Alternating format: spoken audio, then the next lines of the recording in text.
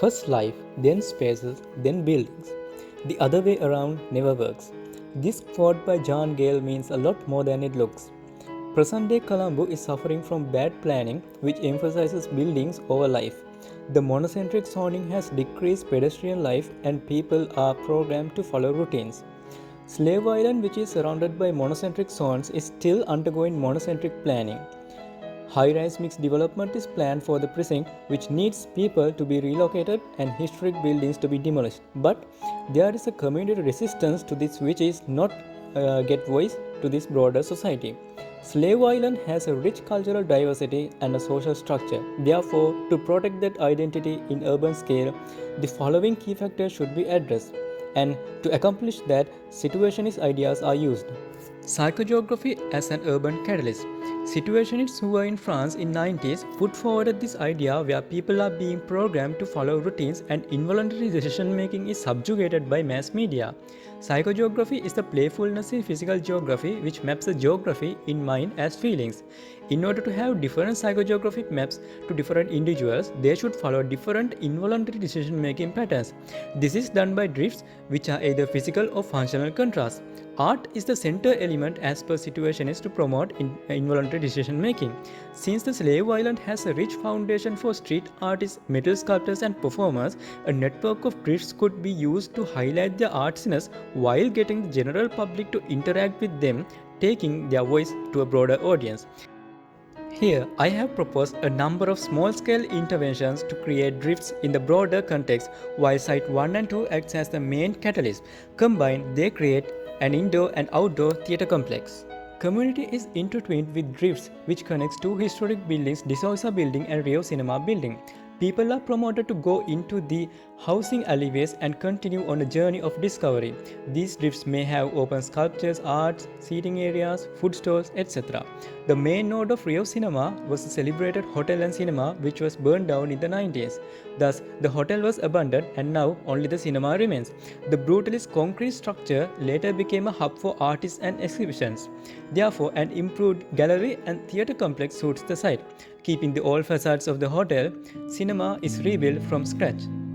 Suppose you are at the railway station and you could notice the historic Disoisa building with renovated arcades promoting you to walk through it. From there, you could see the galleries and then other festive drifts happening at the outer periphery of the community. And while you drift into the housing blocks, you experience street art sculptural drifts.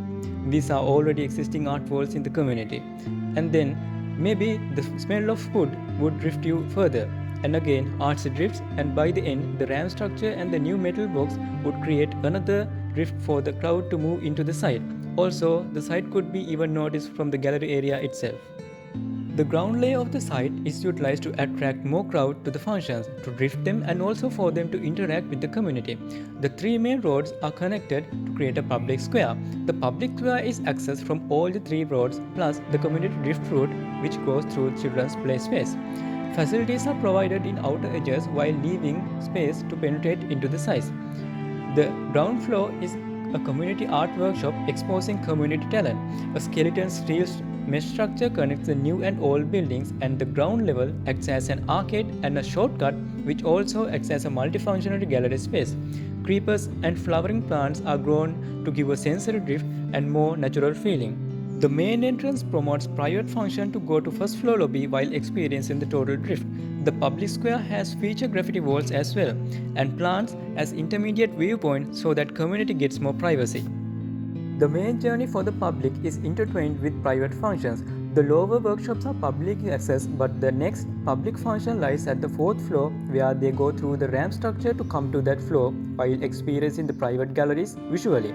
The public atrium frames a view to the community block with high rises as backdrop, but the triple height volume has scaffoldings hang from above as a sculpture to create spatial weight and uncertainty while they see frame view. The theme of metal arts are political and reflects the society.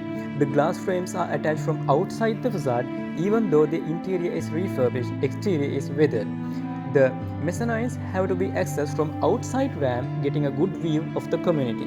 The mezzanine extends to an audio-visual room which provides information about the history and value of the community and area, so the viewers can make their own judgment based on their journey. The top floor is both public and private.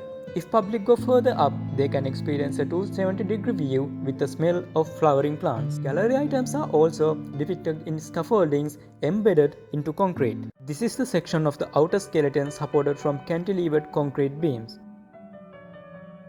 Main entrance to theatre also incorporates a landscape element, which acts as a multifunctional space for performers and community gatherings. A tea and newspaper shop is also given so that this space would have a more of a political theme. The private function can go straight up but also can go around as a drift through the skeleton mesh. At the junction here, the user gets to enjoy different options. They can either go to private function via glass box or lift or public functions on the ramp. Extension gallery has a clear glass so that the views are framed from both in and outside.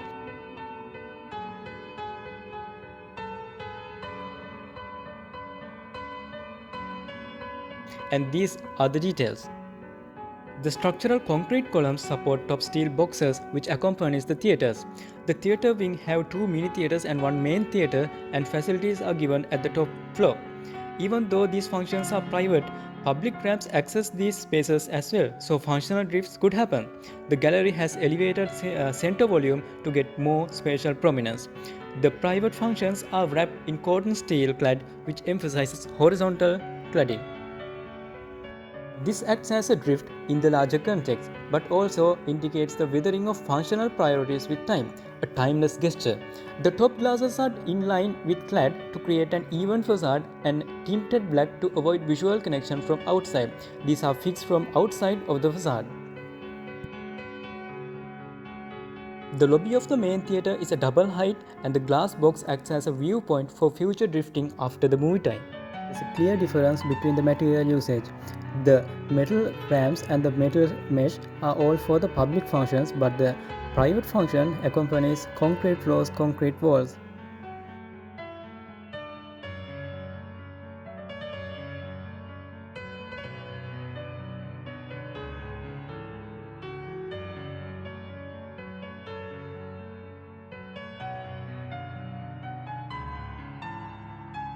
And these are the cross sections of the theatres and how the structure works.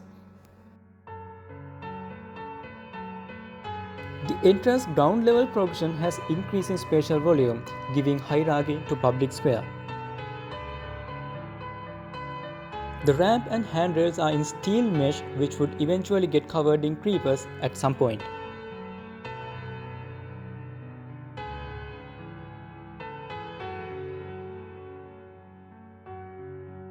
The building sits as a part of the community rather than the contrasting social context around. They have a sense of belongingness to the intervention. In the end, it's them who makes this space more lively, truly. In the end, every person will have his own interpretation to this journey. Whether he will enjoy the art or whether he uses this as a transit, every time they will get a different opinion about this building. The multiple narratives will create different psychogeographic journeys for different people. The community will benefit from these other people and they will get a wider audience. Psychogeography, the art of getting lost, finding the beauty of the city.